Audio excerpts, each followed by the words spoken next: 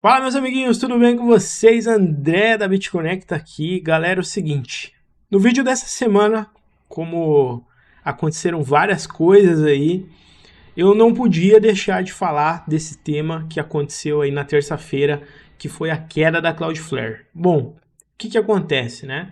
Muitas pessoas me mandaram mensagens querendo saber o que de fato aconteceu, porque realmente confiam aqui no meu trabalho. E uma das coisas que eu gostaria de tratar com vocês aqui hoje é sobre informações diversificadas, vamos assim dizer, né? A gente sabe muito bem que o LinkedIn, né, ele é uma plataforma que há muito tempo já deixou de ser uma rede social para recrutadores e candidatos, e hoje as pessoas querem seguir um hype aí para poder trazer informações no momento que as coisas acontecem, muitas vezes postando informações que não são verdadeiras e eu diria que na ignorância, né? De só querer pegar aquele hype ali para conseguir curtidas e views, né? O meu objetivo aqui nesse canal no YouTube não é fazer exatamente isso, porque por isso que eu esperei alguns dias até sair aqui a documentação oficial da própria Cloudflare para poder me pronunciar e trazer para vocês fatos, né? Eu, como um especialista da área aqui de redes, cibersegurança, a minha obrigação aqui com todos é poder trazer fatos verdadeiros, fatos reais. Eu sou um analista raiz, né, e o meu compromisso é sempre justamente com isso, de trazer a verdade nua e crua, independente de empresa, de fabricante, do que aconteça, tá? Mas fato é que, compartilhando aqui já com vocês, que na terça-feira, no dia 18 de novembro, nós tivemos esse fato da queda da Cloudflare aí com um sistema interno que se degradou, vamos assim dizer, né? O que aconteceu, né? A gente, diferente do que aconteceu com a AWS, nós não vimos aqui uma enxurrada de gente chorando na internet porque não conseguia acessar nada. Obviamente que caíram grandes empresas, ChatGPT, o X, né, o antigo Twitter, várias grandes empresas foram impactadas e a gente viu que grandes empresas como a Cloudflare, como a AWS, as redes modernas que nós temos hoje, com todos esses sistemas interconectados, elas exigem uma grande resiliência. E no vídeo de hoje eu queria contar um pouquinho mais, com grandes evidências aqui que eu trouxe para vocês, o que de fato aconteceu lá, sem historinha, né? De ficar falando que foi BGP, será que foi o DNS de novo, né? Coisas que a galera trouxe. O que acontece? Eu comecei a acompanhar com um pouco mais aqui de fervor, né, essas notícias à medida que elas foram saindo. Então, como vocês podem ver aqui, eu trouxe uma revista grande aqui da IT Pro, né, a própria BBC, falando aqui dessa queda da Cloudflare. E, num primeiro momento, a galera estava suspeitando de um ataque relacionado à cibersegurança, a DDoS, né, o Denial of Service. Mas essa informação não se confirmou pela Cloudflare até o presente momento da data da terça-feira, tá? Tô gravando esse vídeo aqui na quinta e até a data da terça não tinha se confirmado. Eles fizeram algumas investigações, eu trouxe aqui uma visão para vocês aqui do Cisco ThousandEyes. A gente consegue observar aqui nessa região, então o que eu estou monitorando aqui? Eu estou monitorando aqui a plataforma do X, né, lá do Elon Musk, do antigo Twitter, onde a gente percebe que a partir do horário das 11h30, o horário de Londres, o horário padrão global, começou a vir aqui uma queda vertiginosa e a degradação de todo esse serviço, até que nada mais estava funcionando, né? E as grandes mídias aqui trouxeram essa notícia pra gente, legal? Muitas pessoas aqui no próprio X aqui comentando, né, sobre essa questão dessa queda, mais matérias, né? Teve até um post interessante que eu queria compartilhar com vocês aqui, desse Rubo, ele falando que tem um amigo dele que trabalha na Cloudflare que no momento lá compartilhou com ele que esse outage, né, essa queda lá, foi decorrente a uma mudança de uma configuração que foi removida por ser considerada obsoleta, mas ele não trouxe mais detalhes sobre o que realmente estava acontecendo. Então eu esperei justamente para fazer esse vídeo, porque eu queria ter essa documentação aqui, chamado de pós-mortem aqui, que a Cloudflare entrega aqui no blog deles, referente ao que aconteceu. E o que aconteceu é que na data da terça-feira nós tínhamos essa imagem aqui, em que vocês veem na tela, em que no momento que você iria fazer uma pesquisa num site, ele apresentava um erro lá da Cloudflare. E o que foi que aconteceu? Nesse documento, né, então como a gente percebe aqui, ó, nesse gráfico em amarelo, a partir desse horário das 11h30 que a gente viu lá no agent lá do ThousandEyes, nós temos aqui um momento em que o serviço começou a cair, depois ele voltou, depois ele caiu, voltou, e assim foi indo, até que chegou um horário aqui próximo a 1h da tarde, aqui e uns quebrados aqui, que realmente estava tudo parado, aí ninguém mais estava conseguindo acesso a nada, né? Então, os servidores basicamente estavam apresentando um erro 500, ao qual você não tem acesso, e o problema maior que aconteceu aqui foi o seguinte, né? Segundo esse documento relatado aqui, esse documento pós-mortem aqui relatado pela própria Cloudflare, foi um incidente aqui devido a uma migração em que eles fizeram aqui para uma nova versão do serviço de proxy, né? E esse internamente conhecido como FL2. Ambas as versões foram afetadas por esse problema, mas o comportamento, né, o impacto observado era diferente. Qual foi a situação que aconteceu aqui, galera?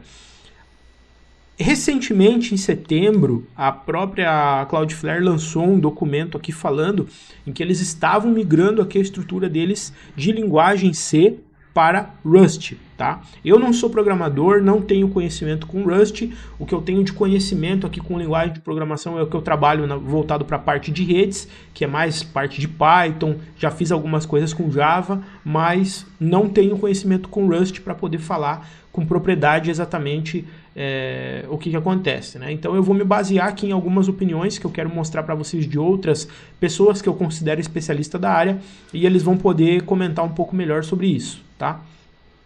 Mas fato é que basicamente o problema aconteceu, né? Foram vários problemas que aconteceram no momento, e a maior queda, né, foi devido a uma mudança lá no banco de dados. Então, eles comentaram aqui nessa documentação que os usuários eles já tinham acesso aqui a uma instância do banco de dados implícito, né, nessa R0, e depois que eles fizeram uma mudança aqui às 11h05 da manhã do horário de Londres, para tornar essas instâncias que estavam implícitas para explícitas, né, visíveis, e esses usuários terem acesso a esses metadados e o acesso às tabelas desses bancos de dados, começou a acontecer aqui a criação, né, de um arquivo gigantesco ao qual esse FL2 ele não conseguia ler e apresentava um erro, tá? Então, basicamente, o que acontece, né? A Cloudflare, cara, ela é uma estrutura, né, uma CDN, onde você, por exemplo, quer acessar um site do Spotify. Você não vai até na Suécia, até lá na sede da empresa para buscar essa informação. Ela vai replicar isso em diversos data centers do mundo e você vai acessar no data center mais próximo da sua casa. No caso, eles têm São Paulo, eles têm N data centers espalhados pelo mundo inteiro. Então, é um serviço muito interessante esse sistema, e ela contém uma resiliência muito grande contra essa questão de ataques de DDoS, tá? Esse script desse banco de dados que aconteceu essa situação foi justamente isso. Então, o sistema mesmo, ninguém, né, constrói isso. O sistema ele gera a cada 5 minutos um script com essa configuração para atualizar, e ele vai replicando essa segurança nesses bancos de dados, né? Basicamente assim. Então o robô, esse FL2 que eles chamam aqui, quando ele vai lendo essas informações, ele vai replicando e fazendo update disso na rede. O que aconteceu? Aconteceu que essa função aqui lá do banco de dados, que ele está comentando aqui, ó, ela estava selecionando então essa instância system.columns, que é uma instância dentro lá do banco de dados, acionando essa tabela HTTP Request Features. Só que o que aconteceu? Teve um problema, teve um erro, né? Então, como eles comentaram ali em cima, parte da linguagem era em linguagem C, parte da linguagem era em linguagem Rust, tá? E aí aconteceu uma série de problemas. Quando eles tornaram essas instâncias implícitas para explícitas, começou-se a gerar um arquivo muito grande com arquivos duplicados, né? Então, a própria linguagem, esse robô, esse FL2, ele não estava conseguindo fazer a leitura e estava apresentando um erro por conta do tamanho desse arquivo, né? Algo que ficou gigantesco. Aqui eles ainda comentam sobre um mecanismo que eles utilizam dentro do Rust, e aí de novo, né, não sou nenhum especialista para falar sobre essa função, mas pelo que eu observei aqui dessa unwrap, né, ela é algo muito próximo do que a gente utiliza na linguagem C, na linguagem Java ali, que é do try-catch, se eu não me engano, né, que é um mecanismo de erros, então ele apresenta. O fato que esse unwrap ele não estava conseguindo buscar essas informações, e por isso que teve um impacto gigantesco, né? Inclusive, eu tenho aqui o próprio The Landock Journal, né? Um cara aqui, especialista aí, que ele fala muito de programação, fala de cibersegurança, e ele é um dos críticos mais ativos aqui da internet sobre esse movimento das empresas estarem fazendo migrações de linguagem C para linguagens de programação mais modernas, né? Que a gente sabe que o fato é que o Rust ele tem uma questão ali de segurança um pouco maior do que a própria linguagem C. Mas esse cara aqui, ele é contra, ele fala que se o código está funcionando não vale a pena, que se você ficar mexendo em código de produção, você vai acabar introduzindo problemas novos que você não tinha antes na rede, enfim. E essa foi uma das questões que aconteceu aqui do que a gente viu aí sobre essa queda da Cloudflare, tá? E aí, com relação ao CTO lá da corporação, ele veio aqui no próprio X fazer um pedido de desculpas aqui, né? Falando que eles sabem do tamanho do impacto e da relevância que a Cloudflare tem hoje para o tráfego mundial global de internet, que eles acabaram causando um impacto gigantesco, e com isso ele veio aqui publicamente fazer um pedido de desculpas, né? Pra gente, a grande questão que fica aqui é justamente apenas uma, né?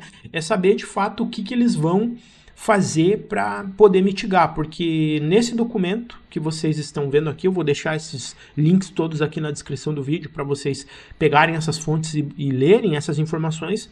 Eles trouxeram claramente que houve sim uma mudança às 11h05 da manhã, ou seja, então teve uma intervenção humana, aconteceu um erro humano, e a boa notícia que a gente tem aqui é que não foi um ataque cibernético o causador dessa grande falha, mas sim uma falha humana. Eu, sinceramente, cara, não sei se isso é bom, se isso, o que é melhor, o que é, né? Mas fato que a gente teve uma grande queda aí e que acabou impactando diversos usuários e diversas empresas aí ao longo do mundo. Belezinha?